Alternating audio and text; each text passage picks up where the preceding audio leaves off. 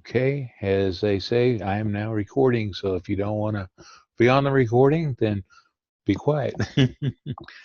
um, I used to conduct teleconference meetings, and you're supposed to say that at the beginning because some people object to being recorded. So we're going to study two things this week: functional programming and Java modules.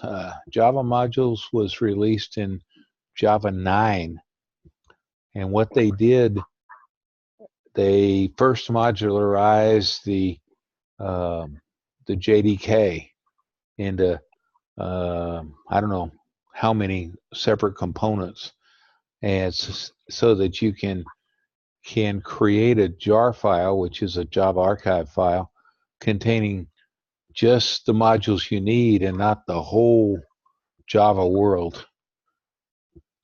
And of course they did the same thing to the well, I guess it's not so much the runtime, it's the JDK. And it was called well, I forget what the name of the project is called now. But anyhow, and they are different from IntelliJ modules, but we're going to use IntelliJ modules to create Java modules, and I'll show you that in a little bit. But first, we're going to look at an example, or the first assignment we're going to look at has to do with the functional programming. And I've given you a program here to compute 200 prime numbers. And this is done in a procedural style. And so let me open up IntelliJ where I have that program keyed in. And so here's the imperative style. Okay, I defined a named constant up front, which is the number of primes that I want to create. And of course I have my main down here, my go up here, and I set a counter to 0, and I set the number equal to 2.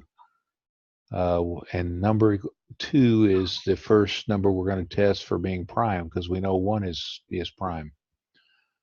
And then it says while count is less than number of primes, then if the number that we're testing is prime, and that's a method down here where we return a Boolean if the number if all of the numbers, okay, division by 2, and while divisor is less than number, increment divisor, if the number that we're testing modular the divisor is equal to 0, then it's going to return false. But if the number is not divisible by the divisor, then when it loops through this loop, it's going to return true. And we're going to run this in a moment.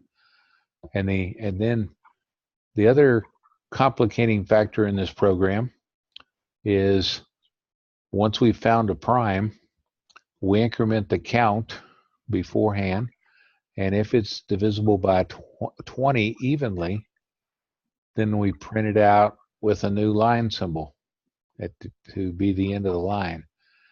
Else, if it's not divisible by 20, then we add it to the end of the previous line, and then we increment this number, which is the next number we're going to test to see if it's prime. So let me run this and show you what the output is that I'm looking for.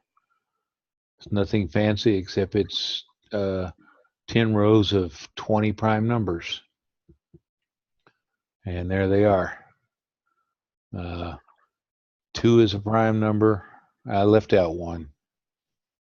Prime number is divisible by 1 in itself. Okay, so that's why I skipped 1, but 2, 3, 5, 7, 11, 13, and so forth, and it goes up to 1, 2, 2, 3. So that's the output that this program creates. But this is what we call procedural style, which means that we're having to write the loop here ourselves and keep track of how many times through the loop and so forth. And down here we have another loop to test the number to see if it's prime. So we have to tell the compiler how to loop around and so forth. So now I'm going to show you the functional style, but I have some of the methods that are collapsed so that you can work on the methods that are collapsed. So here is the functional style, that same thing. We have we still have a Boolean a method here which returns a Boolean, true or false, and tests this number to see if it's prime. But what's inside of that method is not the same as the first one, but it does the same thing. And the other thing is that this the routine that does the most of the work is this primes method right here. We pass in how many primes we want to create, and it returns a stream of type integer containing, in this case, 200 prime numbers. So that's what that method does. And I'm showing you the go method up here because I could not figure out exactly. Okay, let me back up a little bit. If you've read anything about functional style in modern Java in Action or elsewhere, we want to use streams and lambdas and method references so that we minimize what are called side effects. And those are basically variables that get changed as the program proceeds. Okay? Now, if you're working with streams and lambdas, then not so much lambdas, but with streams particularly, and I'll give you a little hint, these two methods right here, they have a return statement. That's the one statement that's in there. Now, what's it returns is quite often a stream or something, but it's all in that one statement. Okay, and there are no variables being defined or modified within these two methods. They're very short. They really are very short. But that's what functional is all about, is we minimize variables that are mutated or changed. The key word in functional program is immutability. If you can minimize the variables that are being modified, then you cut down on side effects and your code has less errors. Welcome, Ivan. So when right here I couldn't figure out how to get around this, but I call the primes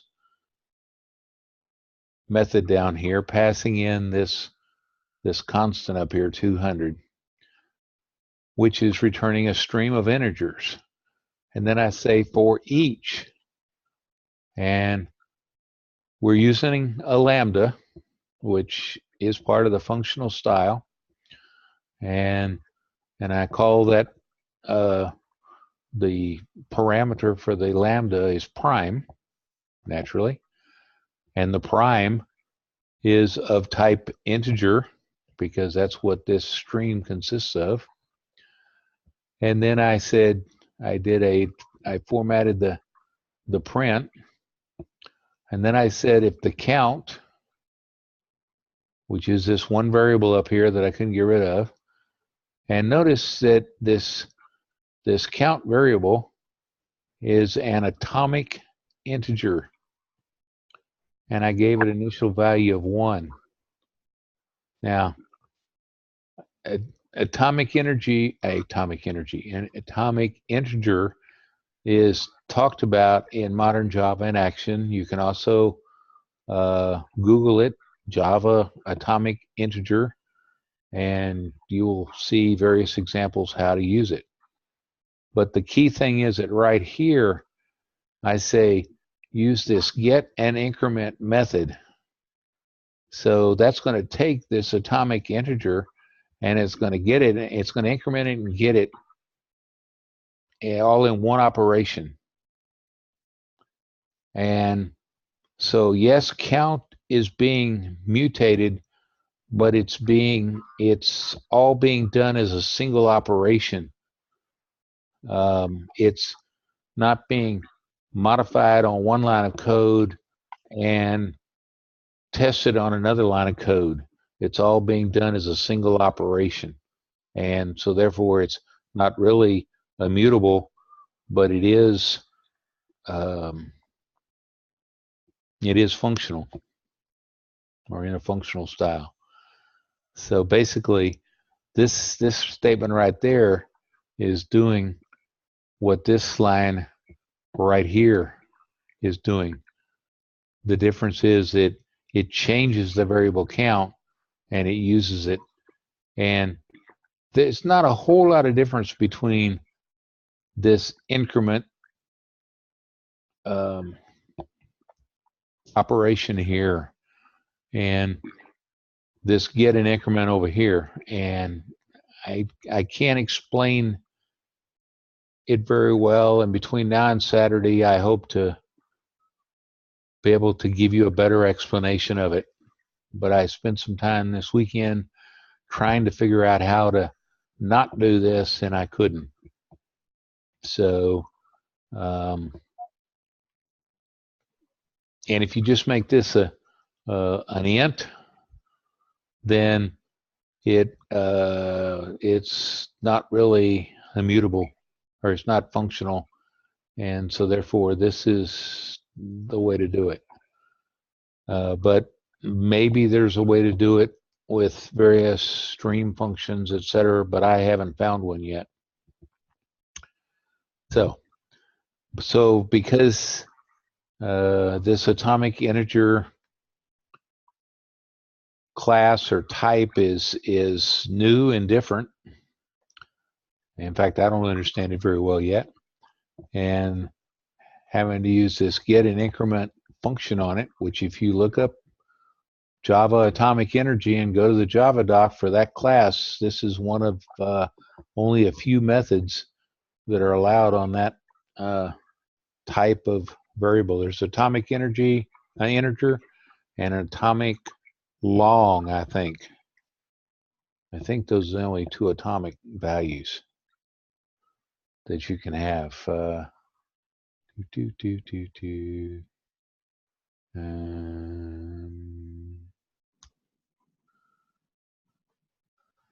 Java atomic. So you got a integer. Oh, you got Boolean and long and reference and Java atomic operations. Well, let's look at this and maybe we can learn something together. The Java language specification guarantees that reading or writing a variable is an atomic operation, which means it all happens, nothing can happen in the middle of that operation unless the variables of type long or double. Operation variables of type long or double are only atomic if they're declared with, that's not right. That's volatile something else.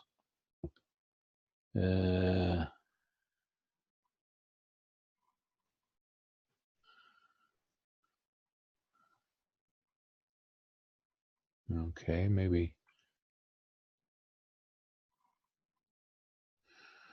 The whole thing is that your modern computer processors or your modern computers have multiple processors, and Java can use those multiple processors. And if you can program your program so that it can run with concurrency, then Java can separate the process out, like in a stream parallel, for instance, and use multiple processors at the same time, and hopefully get the job done quicker. But the problem with doing that is you can't have any of these side effects. So if you have a variable inside of a loop or a method that's being modified, and you have multiple processors that are executing that same code, then they can literally step on each other. But with atomic variables, then that's not going to happen. Let's see.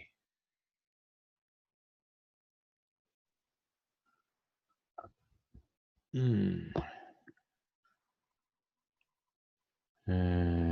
don't like that. Let's go back and find the Java doc.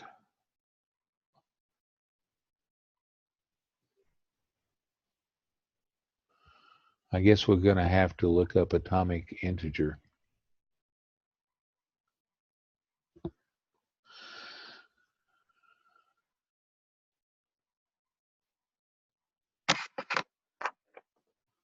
And it actually came out in Java 7.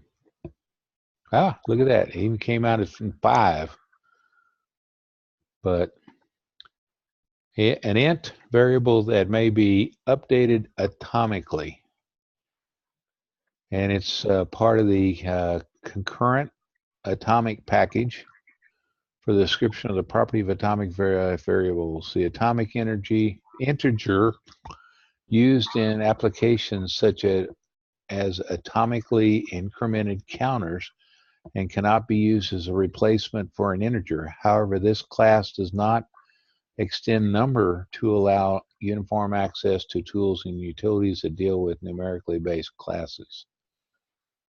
And it has two constructors. You can construct it with no parameter and it gets an initial value 0. You can initialize it with an initial value, which I did 1. And then look at that. There's more methods than I thought. There's an accumulating get, which you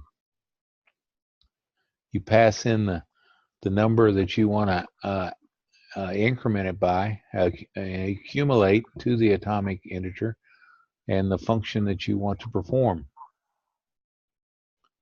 And then here's an add and get, which just adds this amount to the atomic integer. Compare and set. Compare and set.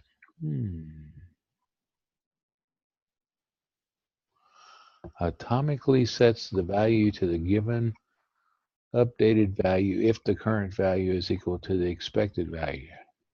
No, I don't think so. Decrement and get, you can return the atomic integer as a double, as a float.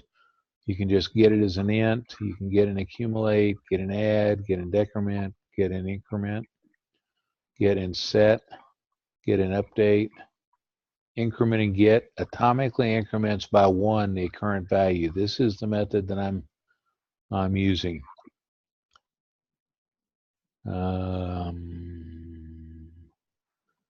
You can return it as a long value. You can set it to a new value. You can convert it to a string. Atomically updates the current value with the results of applying the given function and returning the updated value. Don't think that helps. And then there's a weak compare and set. So won't get into all of those, but this is the atomic integer, and it comes from the Java Lang number class. And if we go up there, you can see that there's the atomic integer that comes from it. The atomic long comes from it, which is exactly the same as atomic integer, but it's a long value. And then the rest of these are all other classes that are numbers.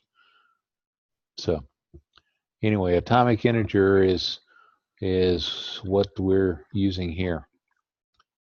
And what it allows for is concurrent operations to occur.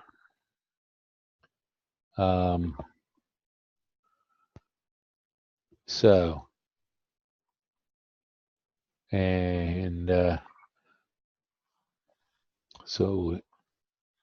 there it is. I don't know what else to say. I think we could, what if I went in here and put in parallel?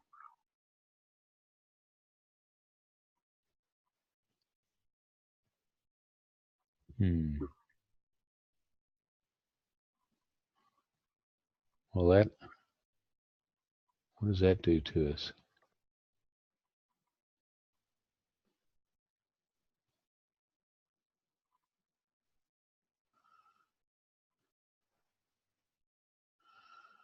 Okay. Boy, that did some strange things. Number one, it computed 200 prime numbers, but it did them in parallel, which is interesting, and that's why they're out of order. But what's interesting is it included the 1.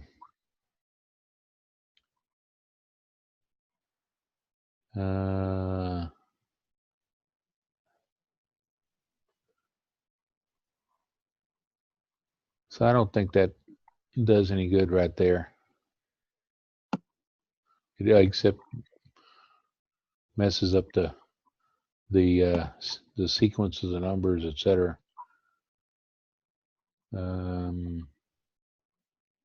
Because the stream is already created, and all that did was allow the for each to operate in parallel and break it into multiple streams, and the for each operate on each one of them. But that didn't particularly help anything. Oh, that's interesting. I haven't noticed that before. The imperative prime over here, when I run this, it starts at 2, and my stream prime starts at 1.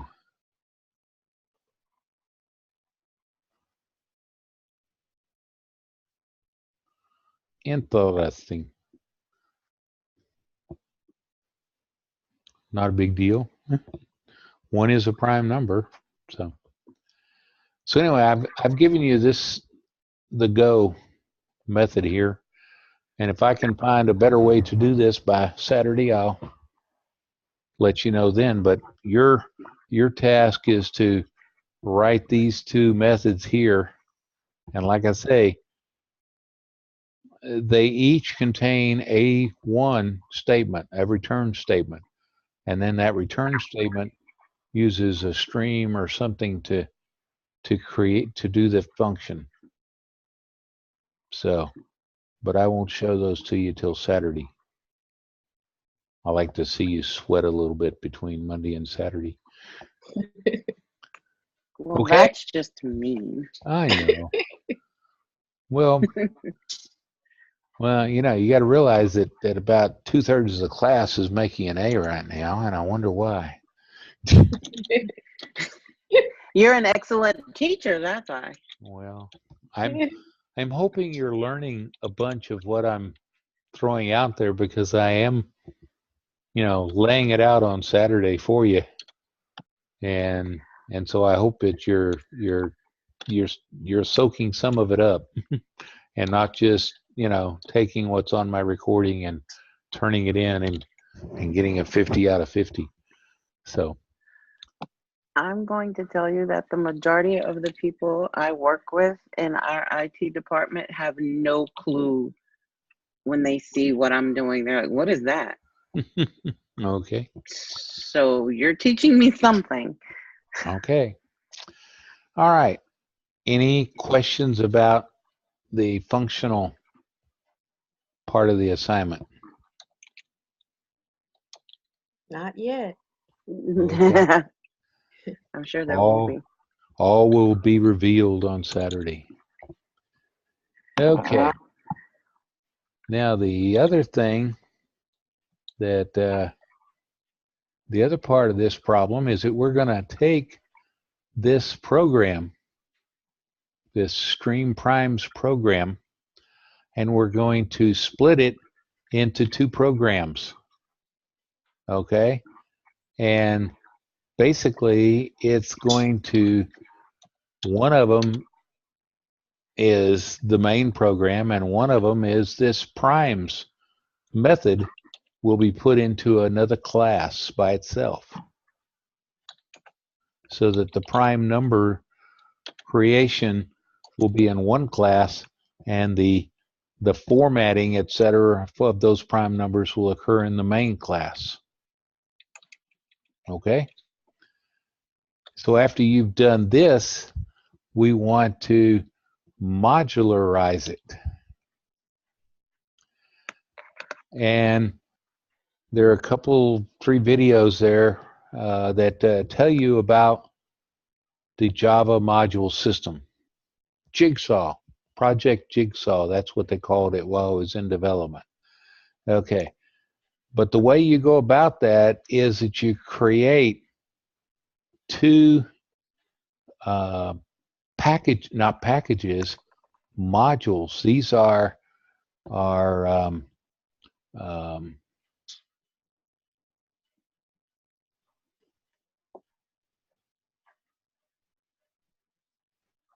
they are actually IntelliJ modules. They're separate modules within IntelliJ. So the first thing you do is you're going to split the problem into two classes, and then you're going to create, and you learned this on the video, you create two new modules, and you put one class and one module on one or the other. Okay? And which is what I have done here. Here is the main module, and I think I can show that to you. That's pretty much like the other one. I worked on the other one a little bit this afternoon, so it's slightly different, but not much. It's still the atomic integer. But see, here we're creating a new class called stream primes of type stream primes, and that is the second class that's over here in this other module. So your stream primes. I'm not going to open that up because that's where I want you to do all your work. But we take the functional version of the prime numbers, and we create one class that creates the primes, and in the main class is in the other one, and we put those in two different classes, two different. Well, we're going to put them in. They're going to be in basically the same package. The same package, edu dcd. Oh, no, they're not. One's in main and one is in primes. Okay. Now, so then after you've created two packages within one IntelliJ module and put the classes in separate modules, it still should run because the package statement the main method, the main class can still reference the prime generator class in the other package because the import statement, etc. But now here's where modules come in. So the next thing you're going to do after you get them into separate packages in the single module that IntelliJ created when you started the project. And by the way, create two IntelliJ projects. Do the functional one in one, just like I have done. That's this one. This is one project. And when you get this finished, then you want to copy this project to another project and call it Lesson 8 mod, and then work on this one separately. So you can turn in two separate projects. Like you did last time, you turned in 3. This time you're going to turn in 2. Okay. So now you've made a copy of the first project and you brought it over here. So then you tell IntelliJ that you want to create a new module. And it'll create a new module and you give it the name that you want to call it. In this case, I called it like a package, edu.dccd.main.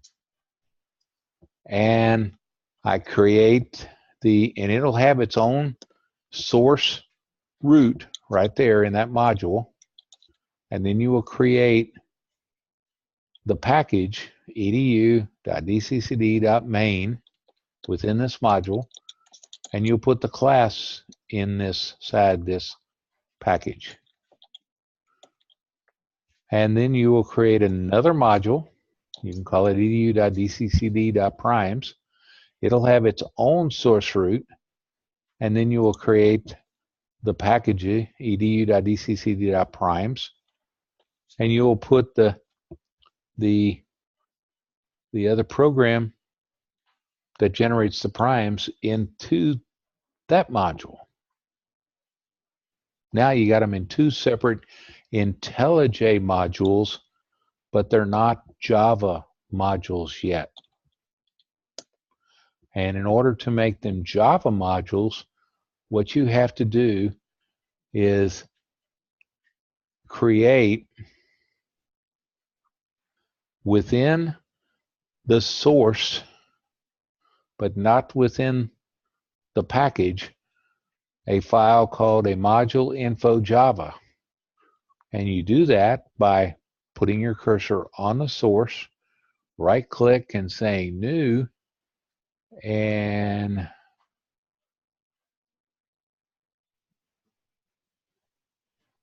there should be a module-info.java right here. And I think the reason there's not is because I've already created one here. Okay? So when you get ready to create it and you right click on source and say new, there will be a module-info.java right here between the fxml and the package info, I promise you. If not, well, give me a shout, but I'm pretty sure that's correct.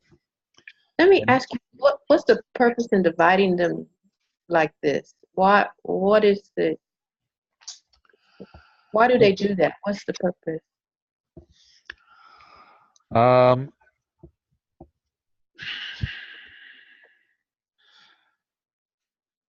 there's a whole lot of been a lot of discussion over the last several years. Java 9 came out last fall, and this jigsaw project had been discussed and worked on for a year or more before that. And there was a whole lot of discussion about it. But the idea, one thing is they modularize the JDK so that you don't have to create these huge, fat jar files, they're called. Well, jar file is Java archive file. And I'll show you that in a moment. But because when you created a jar file in the past without modules, it had to put the entire Java library and everything in that jar file with your program in order for it to execute. So they modularized the JDK so that you could create a jar file with just your program and those pieces of the Java that you really need. You don't need the communications part of the library, and you don't need big pieces of the library. You don't need. So does it cause it to run faster? It'll load faster. It will be it probably will not run any faster because the code's already there, but it will load faster. And the thing today is that in the not too distant past, when we created large Java systems, online systems usually, they were monstrous systems. They were huge. And we used packages to kind of separate things out, and but they were still, when we finished, we created one big jar file or WAR file, which is a web archive, which is what we'll get into next week. But they were just huge, and they were difficult to maintain. And when you said something was public, it was public outside of that package. And so anybody could access it. Any other package in that jar file or WAR file could execute it because it was public. With modules, public is no longer public outside of the module. It's only public within the module. So there's also a security aspect to modularization. You can create a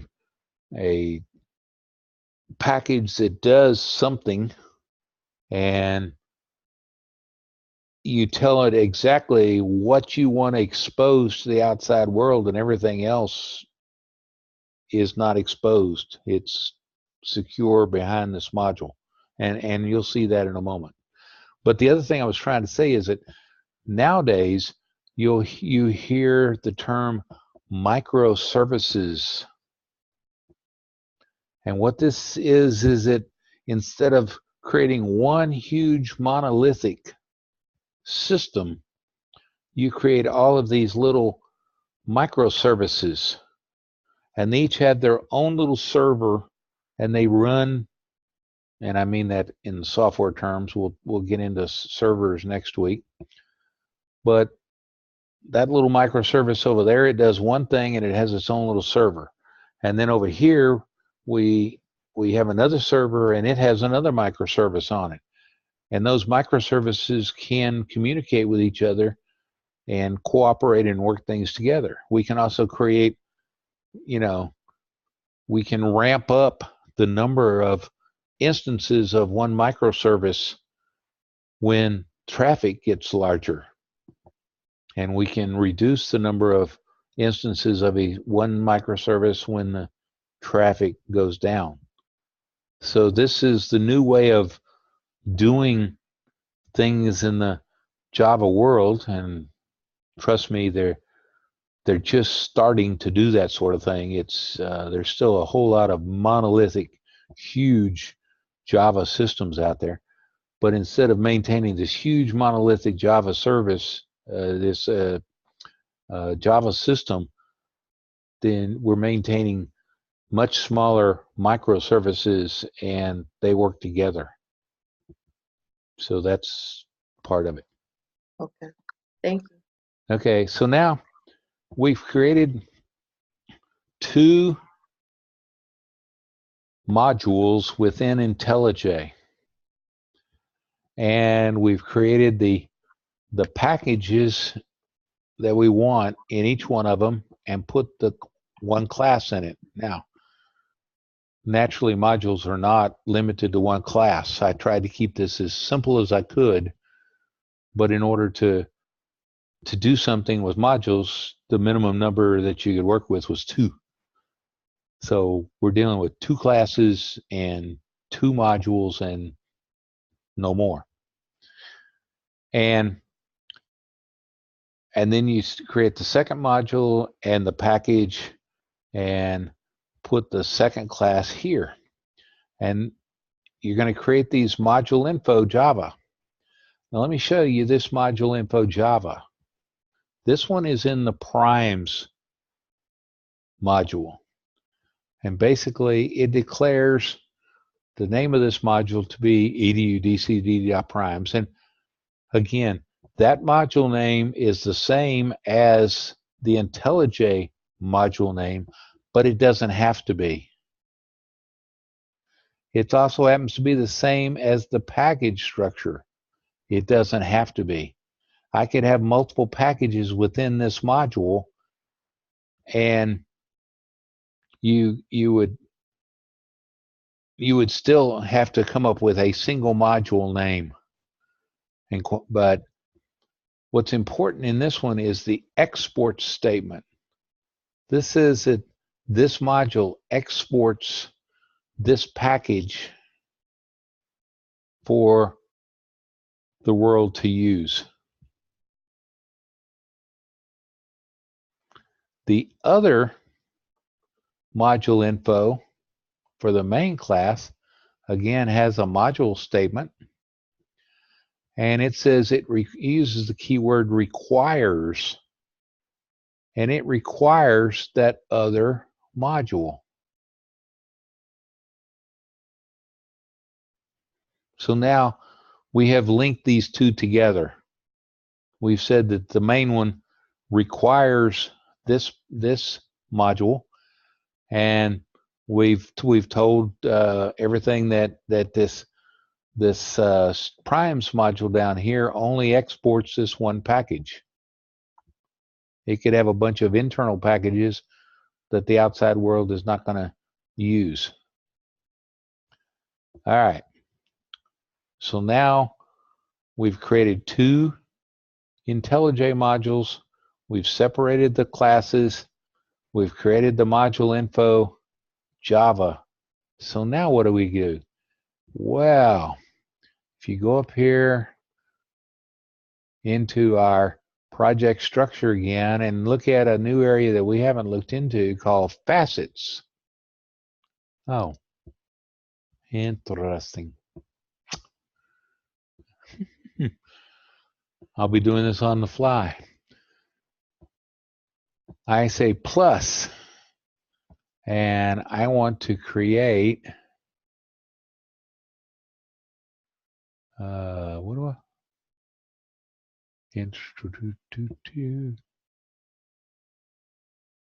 Oh, I'm under facets. Sorry. I want to be under artifacts. Sorry, artifacts. And you'll notice I have already created a lesson8mod.jar or :jar.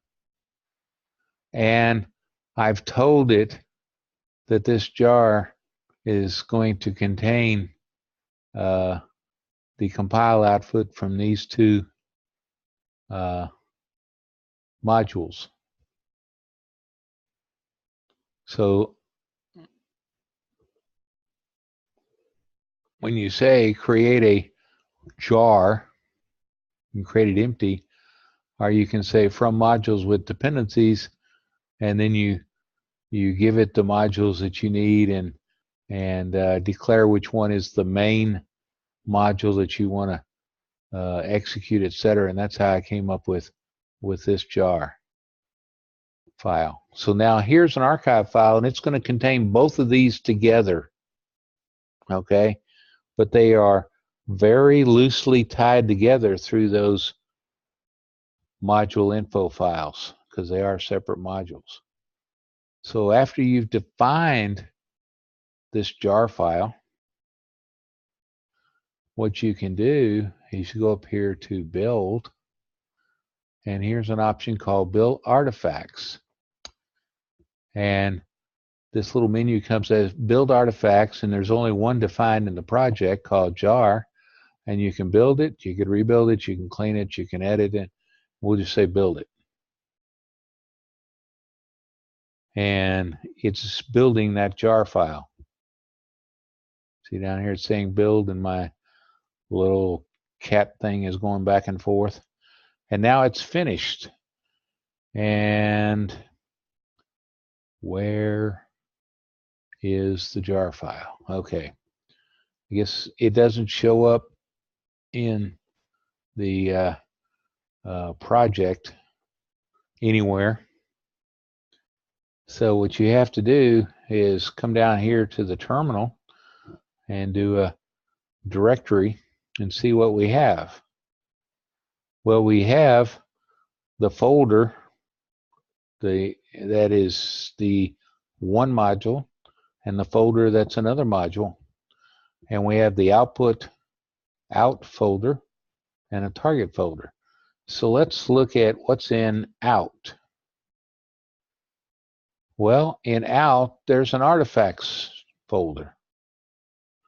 So what is in dir output artifacts? Well, there is another folder called lesson8mod_jar, which is what I call that jar file. And if that is a folder now, it's not a jar file yet. And if I look at see what's in that folder, there is the jar file way down there. IntelliJ stuck it way down there. So if I come back here and specify java -jar, unable to access that. Oh, of course, that references the folder. It doesn't reference the jar file. So put one more. There's the jar file way out there.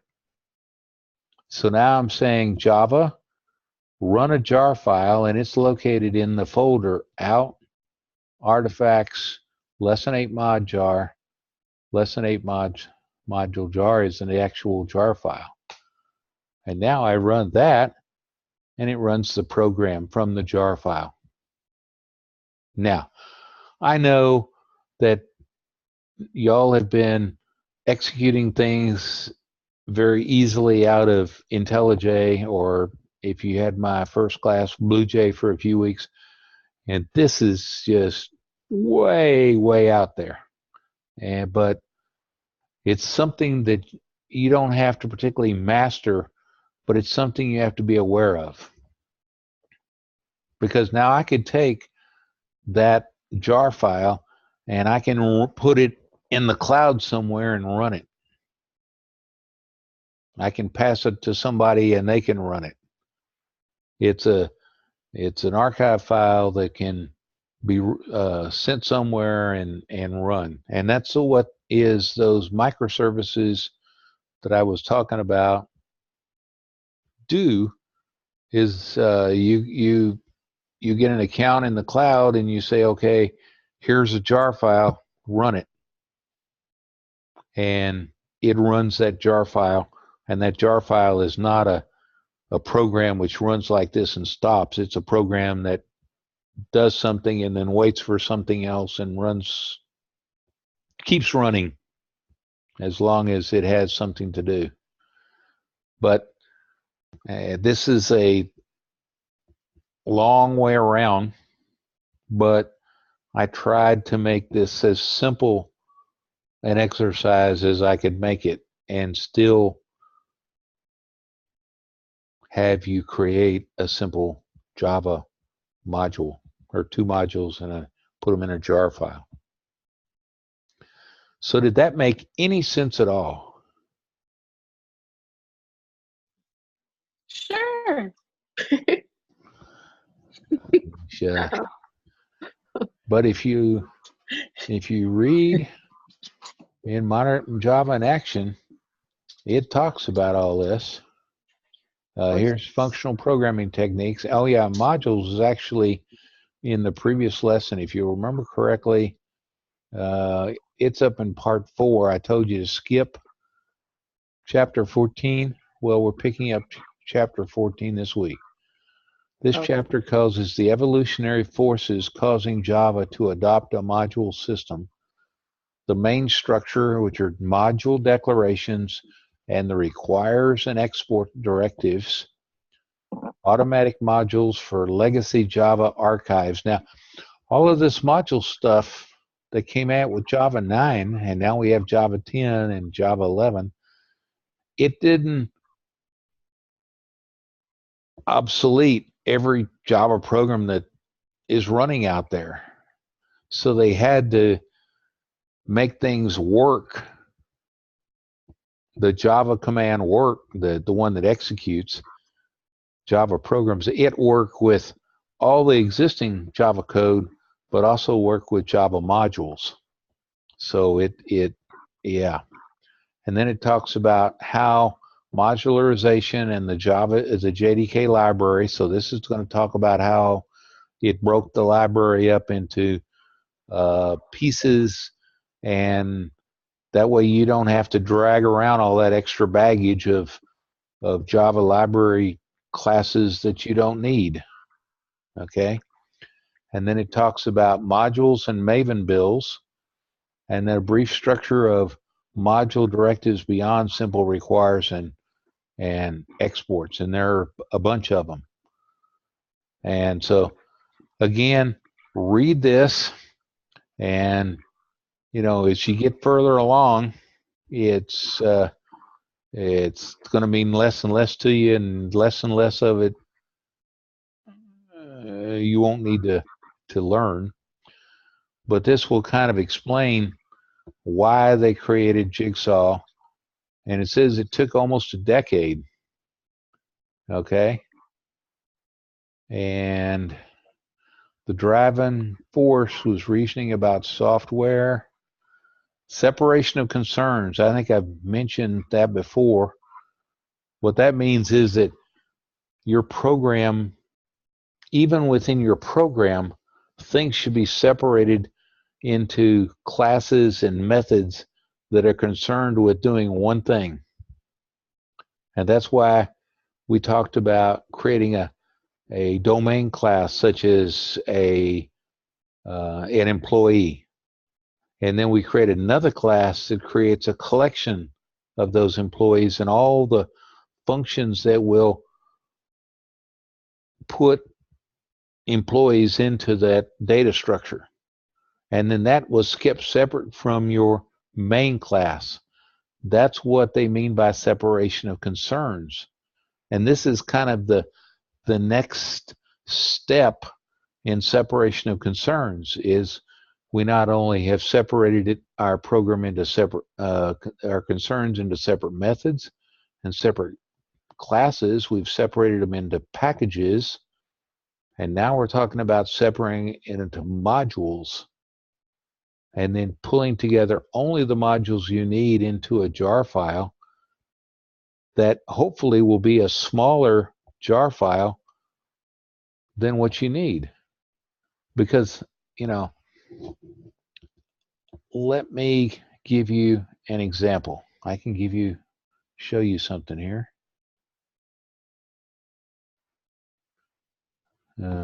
That was not the right one. Okay, here's the jar file that was created from these modules, and it's 3 meg, 3.4 meg. It says bytes, or is that 3 meg? 3 meg. Okay, is that right? I never understand that. 3,416 bytes. Is that only 3,000 bytes? That's what it's saying. I guess that's it. Okay, let's, just for the sake of the argument, go back to lesson 8. And you don't have to do this, but I'm going to go in here and I'm going to create an artifact. And I say create a jar file. And I'm going to create that from the lesson 8 module. And the main class is it's got to be that one. No, it's not. Imperative primes. That's where the main one is that I want. Okay. And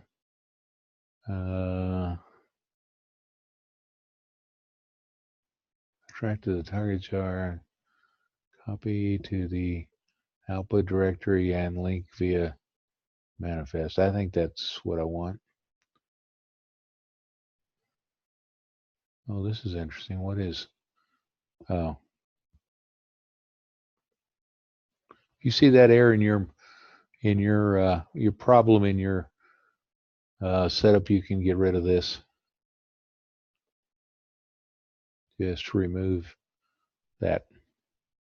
Okay, but now we have this jar file defined in the first class. So now I am going to build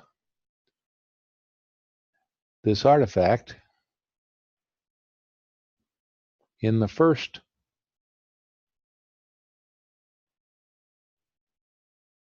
project. Oh, I messed up my program there. It says it did it. So let's go look in the terminal again. And dir. And dir. Oh, I don't have an out yet, do I? Maybe it didn't build it.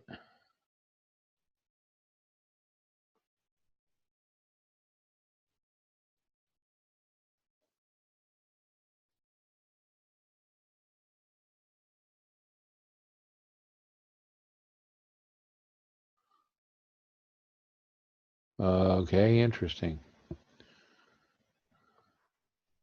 There it is up there.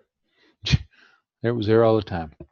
Okay, so I say dir out, and there's artifacts, and I say dir out artifacts, and there's the directory containing the jar file. So now I can say dir that, and here's the jar file. There's some old ones in there, but look at this. This lesson 8 jar is 16,457 bytes. See how much bigger that is than the other one? That's 16 and a half. And if I go to over here, this is only 3.5 K. And the difference is that it's stripped out a lot of Java library classes, etc., that I don't need when I use this module structure.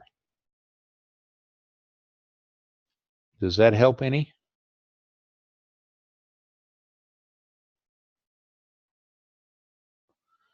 Crickets. Chirp, chirp, chirp, chirp. this is one of the probably the more difficult. Oh, it's definitely the most difficult part of what we'll study out of modern Java in action. Let me say that. Well, we still got some more challenging things ahead of us, but this one is the most challenging, I think, to date. But this is new stuff. Like I said, modules were introduced with Java 9, and it's beginning to be picked up by industry and used, but it's old habits die hard, and so it's going to take years and years for everybody to start using this regularly and rewriting code and putting it into modular sections, etc., modules, and so, but it's something that you should be aware of. Okay. Okay.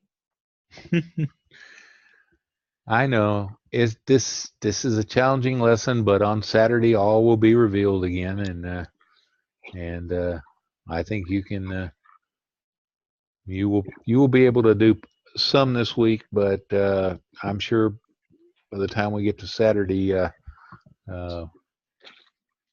doubt if anybody will be finished. Although Josh works all week and sometimes turns stuff in before Saturday. But so anyway, any questions now? Not for now. Well, again, you know, the lesson, wherever the lesson is, it's so we're going to do two things. We're going to create a project called Lesson 8. We're going to rewrite this program down here in a functional matter using streams and lambdas. It should print out. I said exactly the same output. Well, mine didn't. One started with 1 and the other started with 2. And you should have 2 classes. One contained the prime number generator and the other the main program. Oh. Oh. Ooh. What is it? Well, see, like I said, I told you from the beginning, this class is in constant motion. That's not exactly correct, because if I go back over here to lesson 8, everything is in this one class, stream primes, and it shouldn't be. It needs to be split out into 2 classes. Those are the module. Into a main class and a primes class. See, and this main class is, I think I showed that to you a while ago. It's very much like the other one, except that I pulled that other method out. The prime method was removed. In fact, I did everything in main here. How about me? Bad. But, and all of the functional stuff is down here in this class. And so that's the way the first one should be, instead of having it all in one class like this. So go ahead and split it out to start with. That's just one less thing you're going to have to do in the second task. Okay? Okay. You should have 2 classes of main and one called primes, but they will both be in edu.dccd. Mm-hmm. and I got it in functional, but that's just because I got a whole lot of other stuff in here. See all this other stuff I could have given you? I read through Modern Java in Action, and I came up with all these nice programs, and then I sat back and said, now what can these folks do in a week? And got rid of, we're not doing anything with executor services or threads or flows. We're doing nothing but functional programming and modules, which is still a We bunch. appreciate you. We appreciate you taking it easy on us. Well, I'm trying. I want everybody to get through this course and learn something, and I want everybody to pass. Although I got a couple of people that, 2 or 3 people that won't because they're behind, but most everybody else is keeping up fairly well. And if you'll stick with me, we'll get through this class together. But as I was saying, the first project should have 2 classes, a main and a primes, and then the second one, you're going to copy that project that you did in number 1 there to a new folder called Lesson8Mod. Open that project, split the project into 2 IntelliJ modules, one for the prime number generator and the another for the main program. Place each class in its own module. Create a moduleinfo.java file in each of the modules, and the one in the utility module, the primes module, should export that package, and the module info in the main module should require the utility package, which is the prime package. Build the project, create a jar file, and run the jar file as described above. All of this is described pretty well in the videos above. Now, creating and running the jar file is optional, because I promise you, well, I already showed you, this guy right here will run just right in IntelliJ without creating the module, and print out the 200 primes. And if you can get this much to work, and you get it divided into 2 modules, etc., like this, and I can create the jar file from it, etc., and run the jar file, then I'll be happy. That last part is optional. But again, a lot of teachers would have had you creating jar files last semester and running jar files from the command line. And see what a nice guy I am. This is the first time I've really shown you the command line down here in terminal and had you using it. Thank you. But yeah. So if you can just get this far with the 2 modules and the 2 module info files, and I can create a jar file from it and execute it. If I can do that myself, that will get you full credit. But if you get that far, go ahead and try to create a jar file artifact and run it from the command line like I did.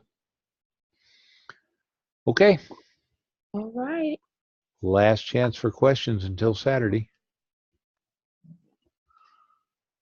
We know that's not true.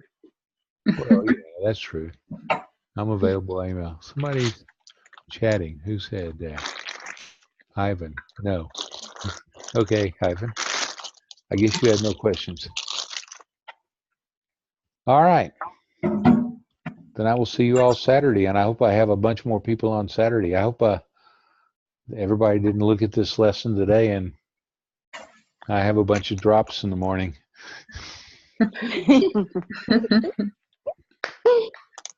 All right. Y'all have a good week. Stay warm and dry. You too. You Thank too. you. Ha ha ha. You too. Yeah. Thank you, Professor Fly. You're Thank welcome. you. Thank you. Take care. Good night, everybody. Good night.